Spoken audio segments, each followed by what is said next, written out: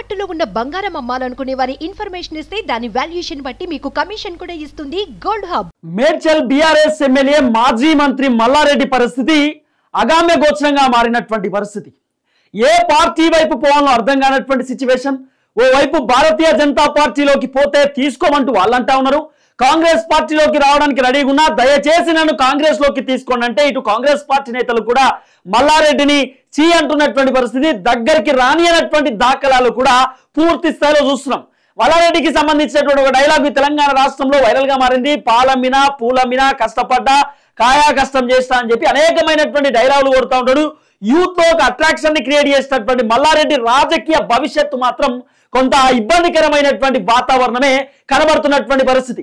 మల్లారెడ్డి చేసినటువంటి అక్రమాలు, మల్లారెడ్డి చేసినటువంటి దందాలు, మల్లారెడ్డి చేసినటువంటి అరాచకాలు కాంగ్రెస్ ప్రభుత్వం ఎప్పుడైతే తెరపైకి వచ్చిందో ఒక్కొక్కటి బయటపడుతున్నటువంటి పరిస్థితి. మల్లారెడ్డికి సంబంధించినటువంటి వాళ్ళ అల్లుడు మల్కాజ్గిరి ఎమ్మెల్యే మర్రి రాజశేఖర్ రెడ్డి MLRT కాలేజ్ దుండిగల్ కాడ ఉన్నటువంటి కాలేజ్ ని కూడా దాదాపు చెరువులో కట్టిరు, అక్రమంగా వాళ్ళు కట్టేటటువంటి ప్రయత్నం చేసిన అనేటటువంటి నేపథ్యంతో ఆ కాలేజీని కూడా రాష్ట్ర ప్రభుత్వం కూల్చేసేటటువంటి ప్రయత్నం కూడా చేసింది. మల్లారెడ్డికి సంబంధించిన ఇంజనీరింగ్ కాలేజ్ ముంగట ఆయన కట్టుకున్నటువంటి కాలేజ్ కోసం కట్టుకున్నటువంటి ఏదైతే రోడ్డు ఉందో HMDAకి సంబంధించిన అధికారులు వచ్చి ఆ రోడ్డును కూడా కూల్చేసేటటువంటి ప్రయత్నం చేసిరు. తర్వాత మల్లారెడ్డి ఇంజనీరింగ్ కాలేజ్ కట్టించిన ఒక చెరువుల ఆ చెరువులో కూడా ఆ కాలేజీని కూల్చివేతకు రంగం సిద్ధమైందని చెప్పి మల్లారెడ్డికి ఎప్పుడైతే ఇన్ఫర్మేషన్ వచ్చిందో, మల్లారెడ్డికి ఎప్పుడైతే తెలిసిందో టక్కున మల్లారెడ్డి DK శివకుమార్ని కలవడానికి కర్ణాటకకు పోయిండు. ఎందుకంటే కర్ణాటకకు పోయి DK శివకుమార్ అనేక విధాలుగా రేవంత్ రెడ్డిని దూకుడు తగ్గించమని చెప్పండి, నేను కాంగ్రెస్ పార్టీలోకి రావడానికి రెడీగా ఉన్నా, కానీ రేవంత్ రెడ్డి నన్ను తీసుకోవట్లేదు, రేవంత్ రెడ్డి నన్ను ఇబ్బంది పెడతా ఉన్నాడు, రేవంత్ రెడ్డి మా కుటుంబ సభ్యులు చేసినటువంటి యాక్టివిటీస్ కానివ్వండి, మేము చేసినటువంటి దందాలు కానివ్వండి, రేవంత్ రెడ్డి బట్టబయలు చేస్తా ఉన్నాడు, నా క్రిమినల్ సామ్రాజ్యాన్ని రేవంత్ రెడ్డి కూల్చడానికి రెడీ అవుతా ఉన్నాడు, కాబట్టి దయచేసి మీరు నన్ను కాపాడండి మహానుభావ అంటూ కూడా మల్లారెడ్డి DK శివకుమార్ని కలిసినట్టుగా కూడా కొన్ని కీలకమైనటువంటి అంశాలు నడుస్తున్న పరిస్థితి. DK శివకుమార్ కాంగ్రెస్ పార్టీకి సంబంధించి కీలక నేత, ఆయన కర్ణాటక ఉప ముఖ్యమంత్రిగా కూడా వ్యవహరిస్తున్న పరిస్థితి. తెలంగాణ రాష్ట్రంలో కాంగ్రెస్ పార్టీకి ఇన్ఛార్జ్ లెక్క కూడా వ్యవహరించినటువంటి పరిస్థితి. ఎన్నికల సమయంలో DK శివకుమార్ రేవంత్ రెడ్డికి అనేకమైనటువంటి సలహాలు సూచనలు ఇచ్చినటువంటి ఆ సిచ్యువేషన్స్ ని కూడా మనం చూస్తాం. DK శివకుమార్ కూడా రేవంత్ రెడ్డికి చెప్పినట్ట కొంత ఆలోచన చేసేటటువంటి ప్రయత్నం చేయి, ఎట్టి పరిస్థితులలో మల్లారెడ్డికి కొంత ఛాన్స్ ఇచ్చేటటువంటి ప్రయత్నం చేయి, వాళ్ళ అల్లుడు కూడా పార్టీలోకి వద్దామని చూస్తా ఉన్నాడు. అట్లనే మల్లారెడ్డి ఎప్పుడైతే కాంగ్రెస్ పార్టీకి వస్తాడో తర్వాత ఇటు కాంగ్రెస్ కి అనేక మంది నేతలు బీఆర్ఎస్ కి సంబంధించి ఇటు మల్కాజ్గిరి పార్లమెంట్ నియోజకవర్గం కింద ఉన్నటువంటి దాదాపు 7 లేదా 6 ఎమ్మెల్యేలు రావడానికి రెడీగా ఉన్నారు కాంగ్రెస్ పార్టీలోకి. మల్లారెడ్డి ఇటు బీఆర్ఎస్ లో ఉన్నటువంటి అనేక నేతలను కాంగ్రెస్ లోకి తీసుకురావడానికి కూడా సిద్ధమవుతుందని చెప్పి DK శివకుమార్ రేవంత్ రెడ్డికి ఒక కీలకమైనటువంటి ఆదేశాలు ఇచ్చినా కూడా రేవంత్ రెడ్డి ఎక్కడ కూడా వినలేదు. అప్పుడు మల్లారెడ్డి ఏం చేసిండు, ప్రియాంక గాంధీ అపాయింట్మెంట్ కోసం ట్రై చేసిండు. ఎట్టి పరిస్థితులలో ప్రియాంక గాంధీ కన్నా నా బాధ చెప్పుకోవాలని చెప్పి మల్లారెడ్డి ఉపాయం కట్టిండు. ఆ ఉపాయం కాస్త అపాయం అయిపోయినటువంటి దాఖలాలు కూడా చూస్తాం. తర్వాత రాహుల్ గాంధీ అపాయింట్మెంట్ కూడా కోరినటువంటి పరిస్థితి. రాహుల్ గాంధీ కూడా మల్లారెడ్డిని పట్టించుకోకపోవడంతో ఇప్పుడు మల్లారెడ్డి ఒక మాస్టర్ ప్లాన్ ని పన్నిండు. ఓ వైపు ఇప్పుడు ఈటల రాజేందర్ కు భారతీయ జనతా పార్టీ అధ్యక్ష పదవి ఇస్తున్నటువంటి నేపథ్యంలోనే మల్లారెడ్డి ఈటల రాజేందర్ తోని కూడా గతంలో నుండి అత్యంత సన్నిహితం ఉన్నది. ఈటల రాజేందర్ మల్లారెడ్డి చాలా కలిసి పనిచేసిరు, అనేకమైనటువంటి కోణాలలో ముందుకు పోయినటువంటి వ్యక్తి. మొన్న పార్లమెంట్ ఎన్నికలలో కూడా మల్లారెడ్డి ఈటల రాజేందర్ ను కలిసి అన్నా నువ్వే గెలుస్తావే అనేటటువంటి మాటలు కూడా మాట్లాడిండు. ఆ దాఖలాలు కూడా మనం చూస్తాం. ఇదే నేపథ్యంలో ఈటల భారతీయ జనతా పార్టీ అధ్యక్షుడిగా అయితే ఇటు మల్లారెడ్డి బీజేపీకి పోయినా కూడా ఆశ్చర్యపోవాల్సినటువంటి అవసరం లేదు అనేటటువంటి కోణాలు వినబడుతుండే. అసలు మల్లారెడ్డి పార్టీలు మారడానికి గల కారణం ఇది. ఎందుకు మల్లారెడ్డి పార్టీలు మారాలి? ఆయన ప్రతిపక్షంలో ఉంటే ప్రజల సమస్య పైన మాట్లాడవచ్చు కదా. ఎందుకు మల్లారెడ్డి సడన్ గా పార్టీలు చేంజ్ కావాల్సిన అవసరం వస్తుందంటే తాను చేసినటువంటి యాక్టివిటీస్ రాత్రి 2 గంటల సమయము, 3 గంటల సమయము, లేదా పొద్దుగాల 4 గంటలకు MROలను పిలిపించుకొని లేకపోతే RDOలను పిలిపించుకొని భూముల దందాలు చేసుడు, లేకపోతే అప్పటికప్పుడే ఒక అపార్ట్మెంట్ కనబడుతుంటే బోధు బాతుడు, లేకపోతే వీళ్ళకి సంబంధించిన అనుచరులకు పోయి అక్కడ గిరిజన భూములను కొట్టేసుడు, లేకపోతే వాళ్ళని వీళ్ళని బెదిరించి దాదాపు ₹1 కోటి ఎకరం ఉండాల్సినటువంటి భూమిని కూడా మల్లారెడ్డి 20 లక్షలకు 30 లక్షలకు అడ్డికి పావుచరు వాళ్ళని భయప్రాంతులకు గురి చేసి బెదిరించి ప్రజలను రిజిస్ట్రేషన్ చేపించడు. అట్లనే మల్లారెడ్డి పైన మా భూములు ఇబ్బంది పెట్టిండు, మా భూములు అక్రమంగా మల్లారెడ్డి తక్కువ ధర కొనుక్కున్నాడు, మమ్మల్ని బెదిరించని చెప్పి ఎప్పుడైతే కాంగ్రెస్ ప్రభుత్వం ఏర్పాటైందో అప్పుడు కొంతమంది గిరిజనులు మల్లారెడ్డి పైన SC ST కేసు కూడా నమోదు చేసినటువంటి ఆ సిచ్యువేషన్ కూడా మనం చూస్తాం. తర్వాత ప్రజా దర్బార్లో అంటే ప్రజాభవన్ దగ్గర ప్రజా దర్బార్ పెడుతున్నటువంటి సందర్భంలో మల్లారెడ్డికి సంబంధించినటువంటి బాధితులు కోకోలంగా బయటకు వచ్చారు. ఆయన భూములు కబ్జాలు చేస్తారని చెప్పి అపార్ట్మెంట్లు తీసుకుంటాడని చెప్పి మల్లారెడ్డి 600 ఎకరాలు ఆయన పంట పండినప్పటికీ కూడా మల్లారెడ్డికి రైతు బంధు వచ్చిందని చెప్పి అనేక కోణాలుగా మాట్లాడారు. ఆ జవహర్ నగర్ దగ్గర ఉన్నటువంటి మల్లారెడ్డి ఆయన పూర్తి స్థాయిలో అక్కడ ఉన్నటువంటి భూములు, అక్కడ ఉన్నటువంటి పార్కులు, అక్కడ ఉన్నటువంటి చెరువులను కూడా కబ్జాలు పెట్టింది అనేటటువంటి కొన్ని కోణాలు కూడా వినబడ్డాయి. ఇదే నేపథ్యంలో మొత్తానికి మల్లారెడ్డి సేఫ్ జోన్ లో ఉండడానికి ఇటు కాంగ్రెస్ పార్టీకి ట్రై చేసిండు. కాంగ్రెస్ పార్టీ తీసుకోనటువంటి పరిస్థితి. ఒకవేళ మల్లారెడ్డిని కాంగ్రెస్ పార్టీలోకి తీసుకుంటే ఇన్ని రోజులు మల్లారెడ్డి క్రిమినల్ యాక్టివిటీస్ చేస్తాడు, మల్లారెడ్డి దందాలు చేస్తాడు, మల్లారెడ్డి కబ్జాలు చేస్తాడని చెప్పినటువంటి వ్యక్తిని మళ్ళీ కాంగ్రెస్ లోకి తీసుకుంటే కాంగ్రెస్ పార్టీ కూడా చెడ్డ పేరు రావచ్చు అనేటటువంటి ఆలోచనతో మల్లారెడ్డిని దూరం పెట్టినటువంటి సిచ్యువేషన్ చూసినాం. సేమ్ భారతీయ జనతా పార్టీ కూడా అదే అంశంలో ముందుకొచ్చింది.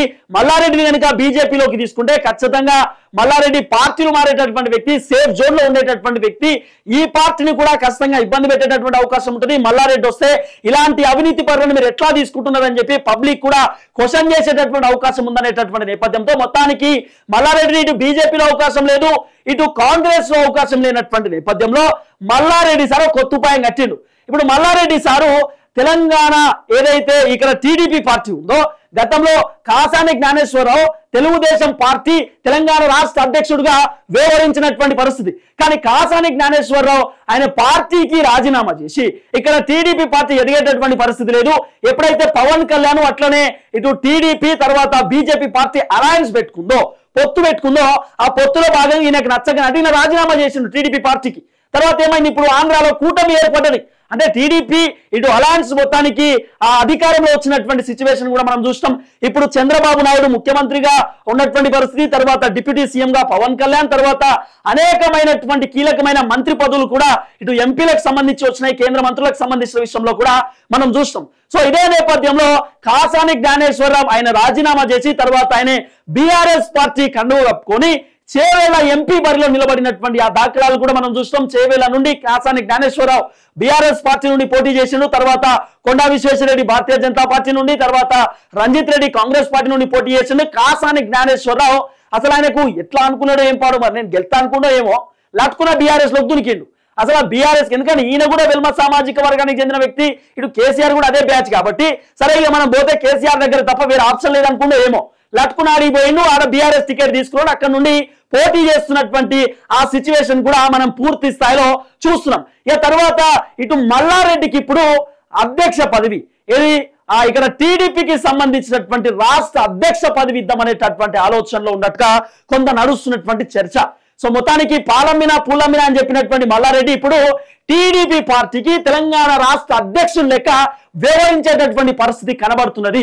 ఎందుకంటే ఓవైపు భారతీయ జనతా పార్టీ అక్కడ కేంద్రంలో అధికారంలోకి వచ్చింది, కూటమి ఆంధ్రాలో అధికారంలోకి వచ్చింది కాబట్టి అధికారంలో ఉన్నటువంటి పార్టీలోకి పోవడము మల్లారెడ్డికి వెనతో పెట్టినటువంటి విద్య. ఎందుకంటే మల్లారెడ్డి సారు 2014లో ఆయనే తెలుగుదేశం పార్టీ నుండి మల్కాజ్గిరి ఎంపీగా పోటీ చేసి గెలిచినటువంటి సిచ్యువేషన్ చూసినాం. ఎంటైర్ తెలంగాణ రాష్ట్రంలో మల్లారెడ్డి ఒక్కరే టీడీపీ పార్టీ నుండి ఎంపీగా గెలిచిండు. 2016లో సార్ జంపు కొట్టిండు, డై కొట్టి లట్టుకున్నా, ఇక నాకు ఈ పార్టీ వద్దున ఆయన, ఈ పార్టీ తెలంగాణలో లేదు, ఇప్పుడు తీస్మార్కాన్ పార్టీ పెద్ద పార్టీ ఏదైనా ఉందా అంటే కేసీఆర్ పార్టీ అని చెప్పి లట్టుకున్నా కేసీఆర్ సంకన జోరింది సారు.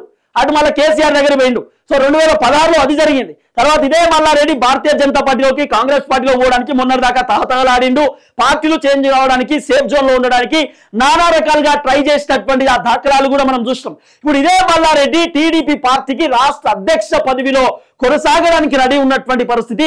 ఎందుకంటే అటు సెంట్రల్ లో ఉన్నటువంటి Bharatiya Janata party మల్లారెడ్డికి safe zone లో ఉంచేటటువంటి అవకాశం ఉంటుంది. తర్వాత టీడీపీ పార్టీ ఆంధ్రాలో అధికారంలో ఉంది కాబట్టి ఇప్పుడు మల్లారెడ్డి కనుక ఒకవేళ రాష్ట్ర అధ్యక్ష పదవిలో కనుక ఉంటే కొంత సేఫ్ జోన్ లో ఉంటాడు అనేటటువంటి భావనతోటి మల్లారెడ్డి అధ్యక్ష పదవిని కూడా స్వీకరించబోతున్నాడు అనేటటువంటి చర్చలు వినబడుతున్నాయి. ఎందుకంటే మల్లారెడ్డి ఆల్రెడీ మొన్న కూడా చెప్పిండు, చంద్రబాబు నాయుడు జైలు పోయినటువంటి నేపథ్యంలో కూడా మల్లారెడ్డి చెప్పిండు, ఎస్ చంద్రబాబు నాయుడు తప్పు చేయడు, తప్పు చేయనటువంటి వ్యక్తి, కావాలని ఆయన ఇబ్బంది పెడతా ఉన్నారు, కావాలనే ఆయనను అనేక రకాలుగా టార్చర్ చేస్తా ఉన్నారు, అలాంటి వ్యక్తి కాదు చంద్రబాబు నాయుడు, నాకు తెలుసు అని కూడా మల్లారెడ్డి మొన్న పాజిటివ్ గా మాట్లాడినటువంటి సిచ్యువేషన్స్ కూడా మనం చూసాం.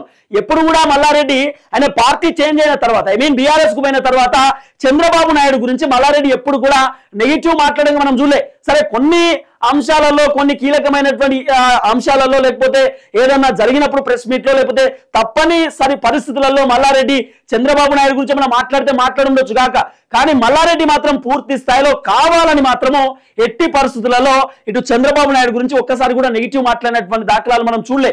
ఇంకోటి ఏంటంటే మల్లారెడ్డి పూర్తి స్థాయిలో టీడీపీ నుండి ఎదిగినటువంటి వ్యక్తి కాబట్టి అదేదైతే ఆ పార్టీకి సంబంధించిన పసుపు జెండా మల్లారెడ్డికి అలవాటు కాబట్టి ఇప్పుడు అదే పసుపు జెండాతో మల్లారెడ్డి అధ్యక్ష పదవిలోకి పోవడానికి రెడీ అవుతున్నట్టుగా కూడా కొంత నడుస్తున్నటువంటి చర్చ. ఇప్పుడు తెలంగాణ రాష్ట్రంలో టీడీపీ పార్టీని బలంగా ఉంచుతామనేటటువంటి ఆలోచనలో కూడా ఉన్నట్టుగా కొంత నడుస్తున్నటువంటి అంశం. మొత్తానికి మల్లారెడ్డికి టీడీపీ అధ్యక్ష పదవి రాబోతుందనేటటువంటి చర్చలు వినబడతా ఉన్నాయి. ఈ దెబ్బతోటి కేసీఆర్ కూడా కొంత మల్లారెడ్డితో నిన్న పిలిపించి మరి మాట్లాడిననేటటువంటి కోణాలు వినబడతా ఉన్నాయి. నిన్న నందినగర్ కి మల్లారెడ్డిని పిలిపించిందట. మల్లారెడ్డి నీ పైన వస్తున్నటువంటి వార్తలు నిజమా కాదా, నిజంగానే పార్టీ అధ్యక్షులు లెక్క వివరించబోతున్నావా అనేటటువంటి అంశాన్ని కూడా మాట్లాడే ప్రయత్నం చేసిన. ఒకవేళ మల్లారెడ్డి కనుక టీడీపీ పార్టీ నుండి అధ్యక్ష పదవిలో ఉంటే ఖచ్చితంగా అసెంబ్లీకి పోతే కనుక కేసీఆర్ ని ఖచ్చితంగా విమర్శించాల్సినటువంటి అవసరం వస్తుంది. ఇన్ని రోజులు రామన్న నా దేవుడు లేకపోతే కేసీఆర్ నాకు దేవుడు నా దైవం అని చెప్పినటువంటి మల్లారెడ్డి ఒకవేళ టీడీపీ గనక ఆయన అధ్యక్ష పదవి వ్యవహరిస్తే అసెంబ్లీలో ఖచ్చితంగా కేసీఆర్ ని విమర్శించాల్సినటువంటి పరిస్థితి వస్తుంది. ఆయన టీడీపీ పార్టీకి అధ్యక్షులుగా ఉంటాడు అంటే కేసీఆర్ లెవెల్లో ఉంటాడు అన్నట్టు.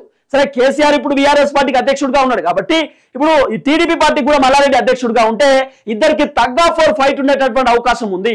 సో కేసీఆర్ కూడా నేను పిలిచి ఇదే చెప్పిండట, ఎట్టి పరిస్థితులలో నువ్వు పార్టీ మారొద్దు, ఏమైనా ఉంటే నువ్వు చూసుకుంటా, సేఫ్ జోన్ లో పెట్టే బాధ్యత నాది. ఆల్రెడీ బీజేపీ వాళ్ళతో నేను మాట్లాడుతూ ఉన్నా, కొలాబరేట్ అయిదామనేటటువంటి ఆలోచనలో కూడా ఉన్నాం. నువ్వు పార్టీ మారకంటూ కూడా నిన్న కేసీఆర్ మల్లారెడ్డికి క్లియర్ కట్ వార్నింగ్ కూడా ఇచ్చిందనేటటువంటి చర్చలు వినబడతా ఉన్నాయి. అట్లనే మల్లారెడ్డి పైన వచ్చినటువంటి వార్తల పైన కూడా మల్లారెడ్డి స్పందించడానికి కూడా రెడీ అవుతున్ననేటటువంటి చర్చలు కూడా పూర్తి స్థాయిలో వినబడుతున్న పరిస్థితి. కానీ మల్లారెడ్డి అధ్యక్ష పదవి కోసం మల్లారెడ్డి కూడా యాక్సెప్ట్ చేసేటటువంటి అవకాశం ఉండొచ్చనే కోణాలు వినబడతా ఉన్నాయి. ఎందుకంటే ఆల్రెడీ చంద్రబాబు నాయుడుతో మల్లారెడ్డికి మంచి సత్సంబంధాలు ఉన్నాయి. గతంలోనే మల్లారెడ్డి టీడీపీ ఉన్నటువంటి వ్యక్తి, టీడీపీలోనే ఎదిగినటువంటి వ్యక్తి కాబట్టి సో మల్లారెడ్డికి మాత్రం పూర్తి స్థాయిలో టీడీపీలో కీలకమైనటువంటి పగ్గం ఇచ్చేటటువంటి అవకాశం ఉందన్నట్టుగా కూడా పూర్తి స్థాయిలో నడుస్తున్నటువంటి చర్చ.